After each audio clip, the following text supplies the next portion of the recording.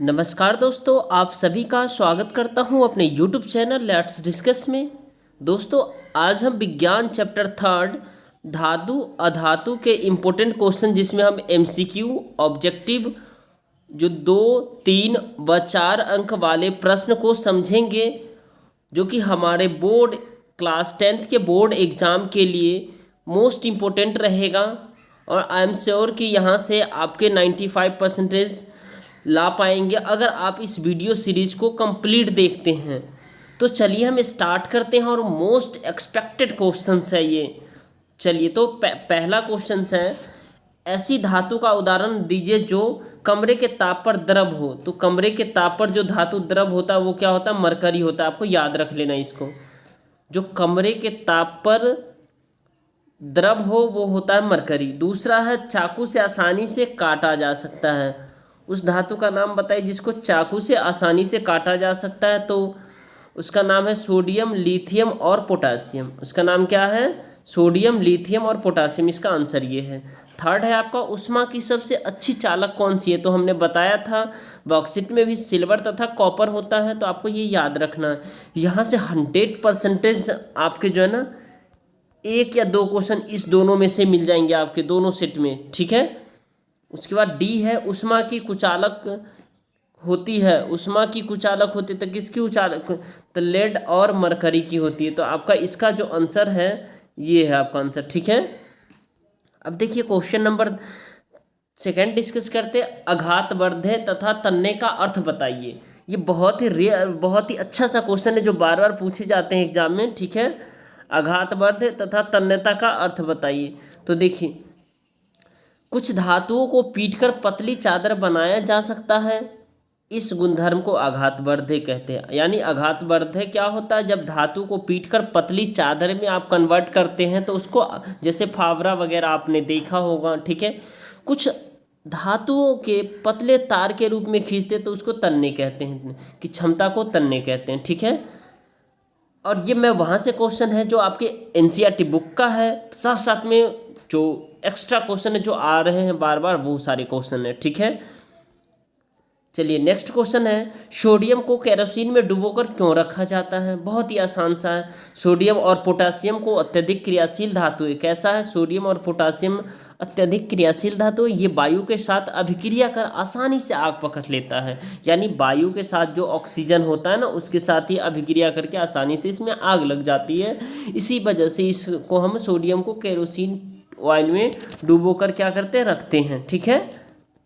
Next question है हमारा, इन अभिक्रियाओं के लिए समीकरण लिखिए। यानी कि भाप के साथ आयरन का जो अभिक्रिया होगा, तो देखिए जब आयरन होगा, ठीक है, ये ठोस रूप में होगा और जल जो हमारा जो होगा वाटर, वो गैस रूप में होगा, तो Fe3O4 बनाएगा और ये गैस रिलीज होगा, ठीक है। उसके बाद दूसरा पॉइंट है, जल साथ कैल्शियम तथा पोटासियम। जल के साथ कैल्शियम और पोटासियम इसका बनाना है। तो देखिए जैसे Ca सॉलिड रूप में होगा, फिर 2H2O जो आइस, यानी कि ये जो है ना आइस के रूप में होगा, ठीक है। उसके बाद CaOH का होल 2 प्लस H2 ये इसमें बन जाएगा, ठीक है। आपको ये याद रखना, ये इक्वेशन याद रखिएगा। मोस्ट इंपॉर्टेंट क्वेश्चन मैं डिस्कस कर रहा हूँ। चलिए इस क्वेश्चन का आंसर बताइए। ये क्वेश्चन बार बार एग्जाम में पूछे गए हैं, पिछली बार भी पूछा गया है ये क्वेश्चन, ठीक है। तो देखिए कह रहा है ABCD 4 धातु के नमूने को लेकर एक एक करके निम्न विलयन में डाला गया है। इसमें प्राप्त परिणाम को निम्न प्रकार से सारणीबद्ध किया गया है। यानी ABCD एक विलयन है, ठीक है, इसको डाला गया है। A, B, C और D है, ठीक है। इस सारणी का उपयोग कर धातु A, धातु B, C एवं D के संबंध में निम्न प्रश्नों के उत्तर देना है। तो चलिए ये प्रश्न क्या है इसको हम देख लेते हैं। प्रश्न हमारा ये है, सबसे अधिक अभिक्रियाशील धातु कौन सी है? धातु B को कॉपर सल्फेट के विलयन में डाला जाए तो क्या होगा? और धातु ABCD को अभिक्रियाशील के घटते हुए क्रम में व्यवस्थित कीजिए। सभी बच्चे इस क्वेश्चन का आंसर कमेंट बॉक्स में देंगे, ठीक है। अगर नहीं बन पाता है आप लोगों से तो आप कमेंट करके बताइएगा, फिर मैं इसको सॉल्व कर दूंगा, ठीक है। लेकिन आपको पहले ट्राई करना है। एक क्वेश्चन सिर्फ छोड़ रहा हूँ आप सभी के लिए, ठीक है। चलिए क्वेश्चन नंबर हमारा 4th है, बहुत ही अच्छा सा क्वेश्चन है। अभिक्रियाशील धातु को तनु हाइड्रोक्लोरिक अम्ल में डाला जाता है तो कौन सी गैस निकलती है? तो आयरन के साथ तनु H2SO4, इसको ऐसे लिख सकते हैं आप H2SO4, ठीक है, की रासायनिक अभिक्रिया लिखना है। तो ये है आपका रासायनिक अभिक्रिया। जैसे देखिए हाइड्रोजन गैस विसर्जित होगा यानी बाहर निकलेगा। तो जब ये आयरन है, जब इसको सल्फ्यूरिक अम्ल के साथ अभिक्रिया करते हैं तो ये आयरन सल्फेट बना लेता है, फिर हाइड्रोजन बाहर निकल जाता है उस, ठीक है, गैस के रूप में। अब नेक्स्ट क्वेश्चन है हमारा, जिंक को आयरन सल्फेट के विलयन में डालने से क्या होता है? इसकी रासायनिक अभिक्रिया लिखिए। तो जिंक को आयरन सल्फेट के विलयन में डालने से क्या होता है, इसकी रासायनिक अभिक्रिया? तो देखिए ये होगा, जिंक को जब हम आयरन में रखेंगे, आयरन सल्फेट में, तो जिंक सल्फेट रहेगा प्लस आयरन अलग हो जाएगा। क्यों? क्योंकि आप सभी को पता है जो अभिक्रियाशीलता जो आपने पढ़ा है उसमें जो है ना अभिक्रिया सीरीज, ठीक है, तो उसमें रिएक्टिविटी सीरीज में आपने आयरन जो है ना क्या होता है, कमज़ोर होता है, वीक होता है। तो आयरन ने क्या किया है, जिंक ने आयरन को क्या किया, यहाँ से इस प्लेस से रिमूव कर दिया है, ठीक है, हटा दिया है। तो यहाँ पे आयरन यहाँ आ गया और जिंक ने इसका स्थान ले लिया, ठीक है। तो ताकतवर लोग कमज़ोर को हटा देते हैं, ये जेन्युइन बात है। तो उसी तरह अभिक्रिया से सीरीज जो आपने पढ़ा है उसमें आपने देखा होगा टॉप पे जिस तरह से आपको याद कर लेना है उसको, ठीक है। तो उसमें जो है ना आयरन क्या है, मतलब कमज़ोर है, जिंक ऊपर है उससे, ठीक है। अब नेक्स्ट क्वेश्चन हम डिस्कस करेंगे जो कि मोस्ट इंपॉर्टेंट है। चलिए क्वेश्चन नंबर, आयनिक यौगिकों का गलनांक उच्च क्यों होता है? आयनिक यौगिक का गलनांक उच्च क्यों होता है? क्योंकि आयनिक यौगिक में परस्पर आयनिक आकर्षण बहुत ही ज़्यादा शक्तिशाली होता है। यानी कि आयनिक जो है ना बाउंड जो है ना बंधन, वो सबसे ज़्यादा शक्तिशाली होता है ये आयनिक बंधन, ठीक है। इस वजह से होता है। इस शक्तिशाली बंध को तोड़ने के लिए यानी बाउंड को तोड़ने के लिए ज़्यादा ऊर्जा की आवश्यकता होती है, अतः इनका गलनांक जो है ना ज़्यादा होता है, उच्च होता है, ठीक है। चलिए नेक्स्ट क्वेश्चन हम देखते हैं। निम्न पदों को परिभाषित कीजिए। इस तीनों में से एक क्वेश्चन आपके 100% मिलने वाले हैं, ये क्वेश्चन, ठीक है। तो चलिए हम इसे डिफाइन करते हैं। खनिज क्या होता है, अयस्क क्या होता है, गैंग क्या होता है। खनिज वे पदार्थ होते हैं जिनसे धातु अपने यौगिक के रूप में पाई जाती है।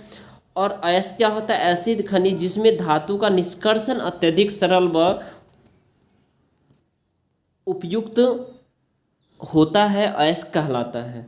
जैसे खनिज प्रकृति में अब खनिज प्रकृति में शुद्ध रूप से प्राप्त नहीं होता है, उनमें उपस्थित अशुद्धियाँ को क्या कहते हैं, गैंग कहते हैं। यानी खनिज जो है ना प्रकृति में जो शुद्ध रूप में प्राप्त नहीं होता है, उसमें जो अशुद्धियाँ होती है जो उसे हम गैंग कहते हैं। तो इस तीनों में से एक डेफिनेशन, दो भी पूछा जा सकता है और तीनों भी पूछा जा सकता है, तो आपको अच्छे से याद कर लेना है, ठीक है। चलिए नेक्स्ट क्वेश्चन अब डिस्कस करते हैं। दो धातुओं के नाम बताइए जो प्रकृति में मुक्त अवस्था में पाई जाती है। ये वीवीआई क्वेश्चन है ये आपका, ठीक है। तो प्रकृति में जो मुक्त अवस्था में पाई जाती है वो है आपका सोना और प्लेटिनम, ठीक है। याद रखना क्या है, सोना और प्लेटिनम, राइट। अब है नेक्स्ट क्वेश्चन, जिंक, मैग्नीशियम एवं कॉपर के धात्विक ऑक्साइड को निम्न धातुओं के साथ गर्म किया गया, किस स्थिति में विस्थापन अभिक्रिया घटित होगी? किस स्थिति में विस्थापन अभिक्रिया घटित होगी? और नेक्स्ट क्वेश्चन है हमारा, कौन सी धातु आसानी से संक्षारित नहीं होता है? तो चलिए हम इसका आंसर देखते। सोना आसानी से संक्षारित नहीं होता, प्लैटिनम व चांदी नहीं होता। और आपको इस क्वेश्चन का आंसर आप कमेंट बॉक्स में देंगे, ठीक है। अगर नहीं होगा तो बता दीजिएगा, मैं इसका भी आंसर दे दूंगा, ठीक है। चलिए नेक्स्ट क्वेश्चन है हमारा, मिश्र धातु क्या है? दो या दो से अधिक धातु के समांगी मिश्रण को हम क्या कहते हैं, मिश्र धातु, ठीक है। अब ये क्वेश्चन आप देख पा रहे हैं, ये बहुत इंपॉर्टेंट है, मैंने इसलिए करके आंसर भी आपको साथ साथ बता दिया है, ठीक है। निम्न में से कौन सा युगल विस्थापन अभिक्रिया प्रदर्शित करता है? तो आप देख पा रहे हैं यहाँ जो है ना सिल्वर नाइट्रेट, विलियम एवं कॉपर धातु जो ये क्या कर रहा है, अभिक्रिया, विस्थापन अभिक्रिया। यानी विस्थापन अभिक्रिया क्या करेगा, ये जो है ना दूसरे ऑब्जेक्ट को क्या करेगा, इसको रिप्लेस कर देगा, क्योंकि कमज़ोर को ये हटा देगा। इसका अभिक्रिया श्रृंखला में इसका ज़्यादा है ऊंचे, ठीक है। लोहे के फ्राइंग पैन यानी फ्राइंग पैन को जंग से बचाने के लिए कौन सी विधि उपयुक्त है? तो आपको याद रखना है जिंक की परत चढ़ाकर। कौन सी है? जिंक की परत चढ़ाकर, राइट। अब नेक्स्ट क्वेश्चन देखते हैं, ये क्वेश्चन बहुत इंपॉर्टेंट है, देखिए। कोई धातु ऑक्सीजन के साथ अभिक्रिया कर उच्च गलनांक वाला यौगिक निर्मित करता है। यदि यौगिक जल में विलय है तो यह तत्व क्या हो सकता है? तो यह तत्व हो सकता है कैल्शियम हो सकता है। सिंपल सा आंसर है इसका, ठीक है। क्या हो सकता है? कैल्शियम हो सकता है। चलिए इसका आंसर बताइए। खाद्य पदार्थ बेव डिब्बों पर जिंक की बजाय टीन का लेप होता है, क्यों होता है? तो देखिए टीन का लेप इसलिए होता है क्योंकि टीन का जो है ना अपेक्षा जिंक अधिक अभिक्रियाशील होता है, इसीलिए टीन का लेप होता है, ठीक है। अब चलिए नेक्स्ट क्वेश्चन हम डिस्कस करते हैं। ये बहुत ही अच्छा सा क्वेश्चन है, ठीक है। आपको एक हथौड़ा, बैटरी, बल्ब व तार एवं स्विच दिया गया है, ठीक है। एक हथौड़ा, बैटरी, बल्ब व तार व स्विच दिया गया है। इनका उपयोग कर धातु एवं अधातु के नमूने के बीच आप विभेद कैसे कर पाएंगे? ऐसे क्वेश्चन पूछे जाते, डायरेक्ट नहीं, इनडायरेक्ट रूप में, ठीक है। तो आपको बताना है धातु और अधातु में अंतर को आप कैसे करेंगे, ए। उसके बाद बी पॉइंट है धातु एवं अधातु में विभेदन के लिए इन परीक्षणों की उपयोगिता का आकलन करना है, यानी ये कितना उपयोगित है, कितना यूजफुल है, ठीक है। तो चलिए हम पहला क्वेश्चन को देख लेते। इसमें कह रहा हथौड़े से पीटकर धातु की पतली चादर प्राप्त होगी और जबकि अधातु भंगुर होता अतः छोटे छोटे टुकड़ों में बिखर जाएगी। तो धातु की पहचान, जब उसको पीटेंगे तो पतले चादर के रूप में बन जाएगा, जब और अधातु को जब तोड़ेंगे हथौड़े से तो क्या हो जाएगा, भंगुर टूट जाएगा, ठीक है। तो इस प्रकार हम पहचान कर लेंगे जो वह एक अधातु है। अब देखिए धातु एवं अधातु में भेद के लिए जो है ना ये उपयोगिता का आकलन करना है, तो बहुत ही आसान है। जैसे देखिए इसमें, अब देखिए इस वक्त विद्युत परिपथ द्वारा सर्वप्रथम बल्ब बैटरी, अब बल्ब बैटरी भी था ना, तो इसका ए का ही आंसर देखते हैं अभी। जो सर्वप्रथम बल्ब बैटरी तार तथा स्विच का उपयोग कर निम्न परिपथ बनाइए। इसके बाद बारी बारी से धातु और अधातु के दिए गए नमूने को विद्युत परिपथ के क्लिप में लगाकर स्विच को ऑन करते हैं। तो हम देखेंगे कि धातु की स्थिति में बल्ब जलने लगता है जबकि अधातु के साथ बल्ब नहीं जलता है, ठीक है। जबकि ये बी है तो इसका यूजफुल है, तो परीक्षण ए यानी इसमें जो हम देख रहे हैं ज़्यादा उपयुक्त तरीका है, क्योंकि ग्रेफाइट एक धातु है परंतु विद्युत का सुचालक है, इसीलिए इसके साथ भी बल्ब जलने लगेगा। यानी आपके पास जो पेंसिल है उसमें जो पेंसिल का जो काला काला देख रहे हैं जिससे आप लिख पाते हैं वो एक ग्रेफाइट होता है, ठीक है, उसमें भी करंट पास होता है, राइट। अब देखिए अब नेक्स्ट क्वेश्चन हम देखते हैं, बहुत ही अच्छा सा क्वेश्चन है ये, ठीक है। इसको देखिए, ये क्वेश्चन बहुत आते हैं, बार बार आते हैं, ठीक है। उभयधर्मी ऑक्साइड क्या होता है? दो उभयधर्मी ऑक्साइड का उदाहरण दीजिए। तो ऐसे धातु ऑक्साइड जो अम्ल तथा क्षारक दोनों से अभिक्रिया करके लवण तथा जल प्रदान करते हैं, ठीक है, उभयधर्मी ऑक्साइड कहलाता है। यानी ऐसी धातु जो अम्ल तथा क्षारक दोनों से अभिक्रिया करता है, यानी एसिड से भी करता है और सॉल्ट से भी करता है, बेस से भी करता है, ठीक है, अम्ल तथा क्षारक से, दोनों से, तो वो उभयधर्मी कहलाता है। जैसे कि एल्युमिनियम ऑक्साइड Al2O3 होता है, इसको आप ऐसे लिख सकते हैं फ्रेश में Al2O3, ठीक है, इस तरह से लिखा जाता है। इसको लिख सकते हैं ZnO लिख सकते हैं, ठीक है।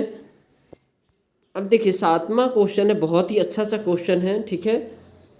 दो धातुओं के नाम बताइए जो तनु अम्ल से हाइड्रोजन को विस्थापित कर देंगे तथा दो धातु वे जो ऐसा नहीं कर सकते। यानी वो धातु का नाम बताना है जो तनु अम्ल से हाइड्रोजन को क्या करेगा, विस्थापित कर देगा, और वो धातु का नाम बताना जो तनु अम्ल को क्या करेगा, धातु से विस्थापित नहीं करेगा। तो दोनों क्वेश्चन का तो देखिए पहला इसका आंसर हो जाएगा मैग्नीशियम और कैल्शियम जो क्या करेगा, मैग्नीशियम और कैल्शियम जो तनु अम्ल से हाइड्रोजन को विस्थापित कर देगा। जबकि कॉपर तथा सिल्वर धातुएं हाइड्रोजन को विस्थापित नहीं कर पाएगी क्योंकि ये धातुएं हाइड्रोजन से कम अभिक्रियाशील है, ठीक है, इसलिए करके। चलिए ये क्वेश्चन बहुत इंपॉर्टेंट है दोस्तों, बहुत इंपॉर्टेंट है, इसको आपको अच्छे से समझना है। ये क्वेश्चन बार बार पूछे जाते हैं और बार बार ये इंपॉर्टेंट क्वेश्चन मैं लेकर आया हूँ जो आपके बोर्ड एग्जाम में पूछे जाएंगे, राइट। तो किसी धातु M के विद्युत अपघटनी परिष्करण में आप एनोड यानी किसी भी धातु M एक धातु है, जैसे आयरन हो सकता है, कॉपर हो सकता है, एल्युमिनियम हो सकता है। तो एक धातु मान लीजिए जिसका परिष्करण में आप एनोड पर यानी उसका जब क्रिया करेंगे तो एनोड पर कैथोड एवं विद्युत अपघटन किसे बनाएगा, तो किसको बनाएगा, तो धातु M के लिए विद्युत अपघटन परिष्करण में अशुद्ध धातु M पर एनोड बनाएगा। अशुद्ध धातु क्या करेगा, M पर एनोड बनाएगा, जबकि शुद्ध धातु M पर पतली पट्टी यानी कैथोड बनाएगा। तो विद्युत अपघटन में धातु का अम्लीकृत लवण का विलयन हो जाएगा। ठीक है, अब देखिए नेक्स्ट क्वेश्चन है, ये बहुत ही अच्छा सा क्वेश्चन है। ठीक है, तो हम डिस्कस करते हैं। लोहे को जंग से बचने के लिए 2 तरीके बताइए।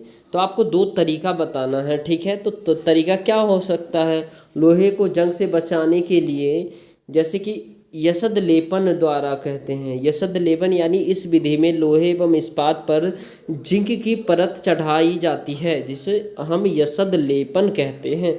जबकि पेंटिंग द्वारा इस विधि में लोहे की वस्तु पर पेंट कर देते हैं। क्या करते हैं, पेंट कर देते हैं, ताकि इसकी सतह वायु और आर्द्रता के सीधे संपर्क में नहीं ना रहे। ठीक है, अब नेक्स्ट क्वेश्चन देखते हैं। क्वेश्चन, आप ऑक्सीजन के साथ संयुक्त होकर अधातुएं कैसे ऑक्साइड बनाती है। ऑक्सीजन के साथ संयुक्त होकर अधातुएं कैसे ऑक्साइड बनाती है।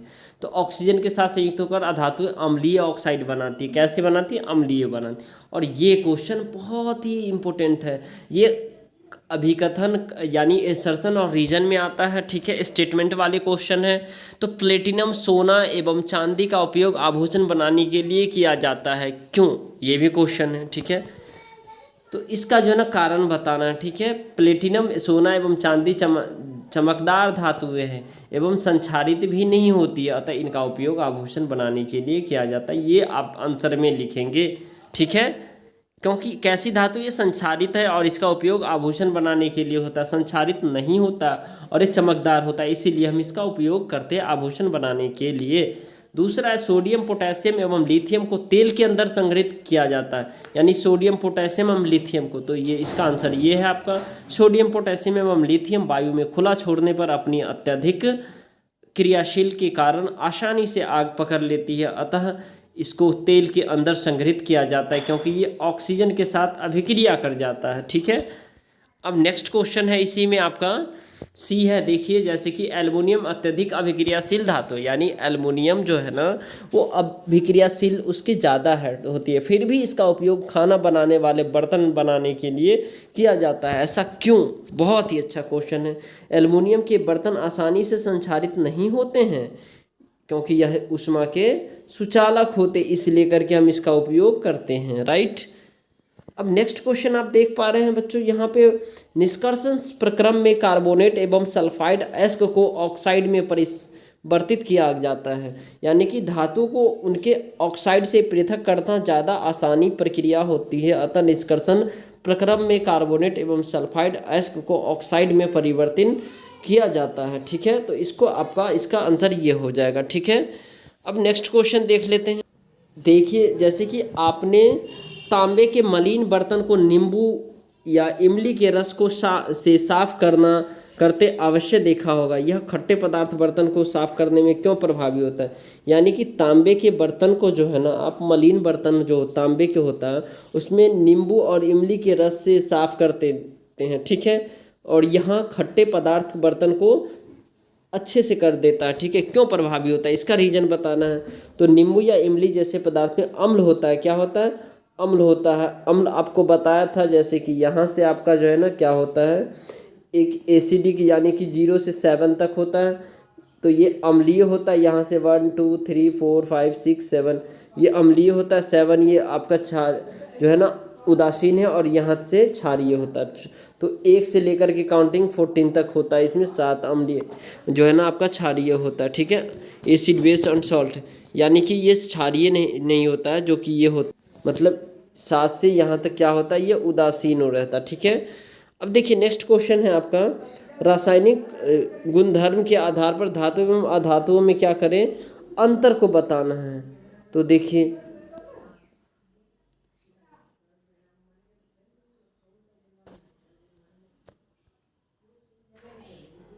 रासायनिक गुणधर्म के आधार पर धातु के रासायनिक गुणधर्म, धातु क्षारीय ऑक्साइड बनाती है। कैसे बनाती है? क्षारीय ऑक्साइड। धातु अपचायक होती है और धातुएं जल से हाइड्रोजन को विस्थापित कर देती है। और अधातुएं क्या होती हैं? तो अधातुएं देखिए इसमें भी 3 अंतर हमने दे दिया है, ठीक है। अधातुएं अम्लीय या उदासीन ऑक्साइड बनाती है, अधातु उपचायक होती है और अधातु जल से हाइड्रोजन को विस्थापित नहीं कर पाती है, ठीक है। बहुत इंपॉर्टेंट क्वेश्चन है ये। क्वेश्चन मोस्ट इंपॉर्टेंट है। गर्म जल का टैंक बनाने में तांबे का उपयोग होता है, परंतु लोहे यानी लोहे मिश्र धातु का नहीं। क्यों? क्योंकि कॉपर ऊष्मा का अच्छा सुचालक होता है और यह गर्म जल के साथ अभिक्रिया नहीं करता है। इसके विपरीत आयरन गर्म जल के साथ अभिक्रिया करता है, ठीक है। तो इस वजह से हम इसको यूज करते हैं, ठीक है। चलिए तो अब हम 1 अंक वाले प्रश्न को देखेंगे। 2 धातुओं के नाम लिखे जो ऊष्मा की सर्वाधिक चालक है। तो धातु एवं कॉपर, ठीक है, चांदी एवं कॉपर होता है। 2 सबसे अधिक आघातवर्धक धातु का नाम बताना। अधिक आघातवर्धक धातु जैसे कि यहाँ देख पा रहे हैं सोना व चांदी है। नेक्स्ट क्वेश्चन है हमारा, देखिए इस सभी को डिस्कस कर रहे हैं, बहुत इंपॉर्टेंट क्वेश्चन है आपके एग्जाम के लिए, ठीक है। 2 ऐसी धातु के नाम लिखे जिन्हें चाकू से आसानी से काटा जा सकता है। तो उसे हम कहते हैं सोडियम और पोटासियम, जिसको चाकू से आसानी से आप काट सकते हैं। ये आपका आंसर हो जाएगा, राइट। उन 2 धातुओं का नाम लिखिए जिनका गलनांक इतना कम होता है कि हाथ पर रखते ही वे पिघल जाते हैं। उन धातु का नाम लिखना है। तो गैलियम एवं सीजियम होता है। क्या होता है? गैलियम एवं सीजियम इसका आंसर है। एक धातु तथा एक अधातु का नाम बताइए जो कक्ष तप यानी कमरे के ताप पर वो द्रव अवस्था में होता है, ठीक है। तो धातु में पारा हो गया, अधातु में ब्रोमीन हो गया। ये याद रखिएगा, ये क्वेश्चन आएगा आपके एग्जाम में, ठीक है। ये क्वेश्चन आएगा, ये क्वेश्चन, ठीक है।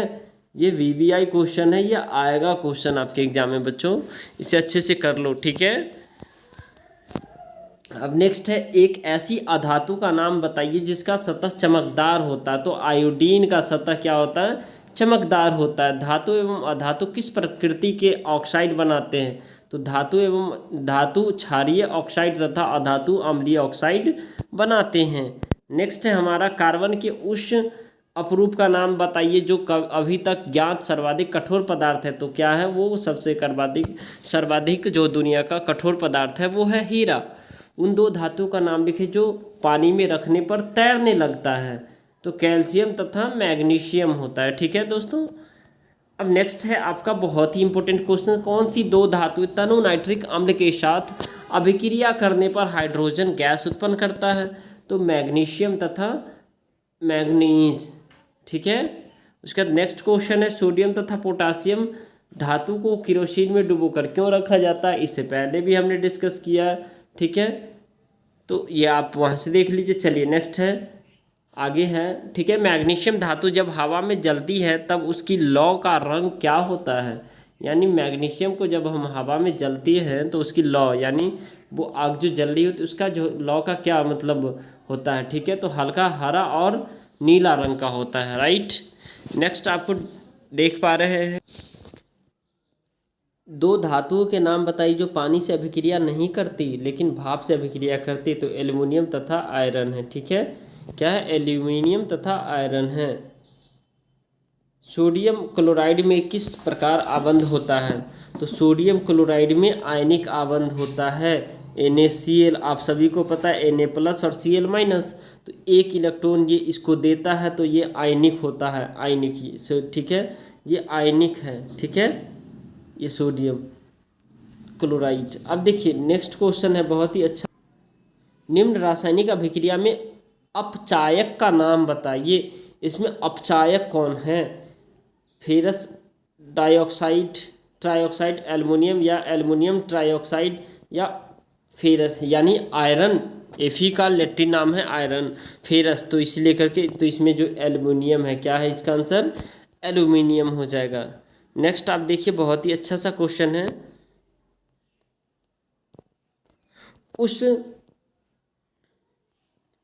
उस विधि का नाम बताइए जिसके द्वारा सक्रिय श्रेणी में सबसे ऊपर स्थित धातु को निष्कर्षण किया जा सकता है। तो विद्युत अपघटनी अपचयन होता है। ठीक है, विद्युत अपघटनी अपचयन होता है, यह आपका आंसर हो जाएगा। राइट।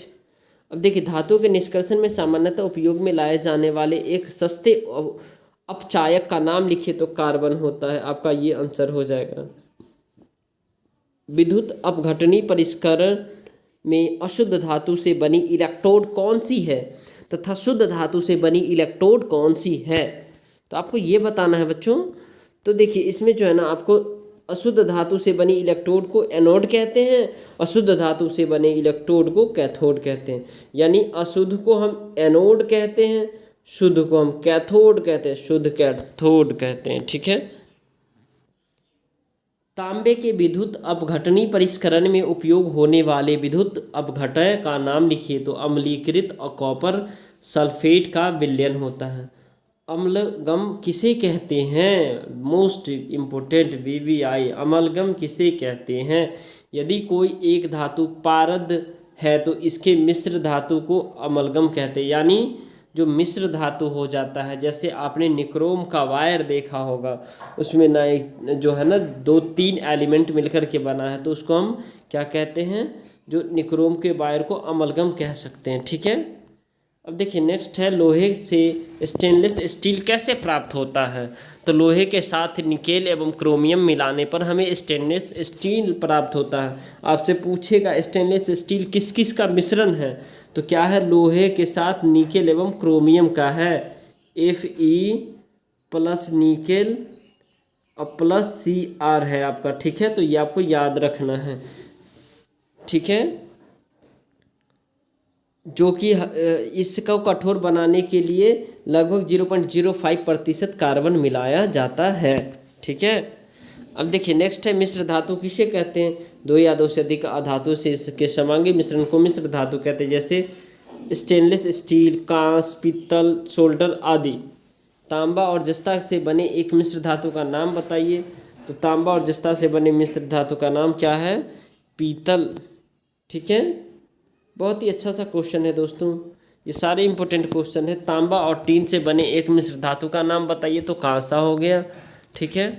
सीसा तथा टीन से बने एक मिश्र धातु सोल्डर हो गया। और सोल्डर का उपयोग बताए, तो इसका उपयोग विद्युत तारों की परस्पर वेल्डिंग के लिए किया जाता है। ठीक है। नेक्स्ट क्वेश्चन है, सोल्डर का उपयोग तो आपने देख ही लिया। शुद्ध सोने का आभूषण उपयोग आभूषण बनाने के लिए क्यों नहीं किया जाता है? ये VVI क्वेश्चन है। शुद्ध सोने का जो है ना आभूषण बनाने के लिए क्यों नहीं उपयोग किया जाता है? क्योंकि शुद्ध सोना 24 कैरेट का होता है तथा यह काफ़ी नरम होता है, इसीलिए शुद्ध सोने का उपयोग आभूषण बनाने के लिए नहीं किया जाता। और शुद्ध सोना कभी भी जो भी शेप होता है, जो नाक और कान वगैरह में पहनते हैं, महिलाएँ पहनती हैं, ठीक है, तो वो क्या होता है? 24 कैरेट का नहीं होता है। ठीक है, उसमें क्या होता है, हम मिक्स कर देते हैं, क्या? कॉपर इसमें मिक्स कर देते हैं। ठीक है, तब जाकर के इसका कोई शेप होता है। ठीक है, तब शेप में बन जाता है आकार में, फिर हम उसको उपयोग करते हैं। राइट।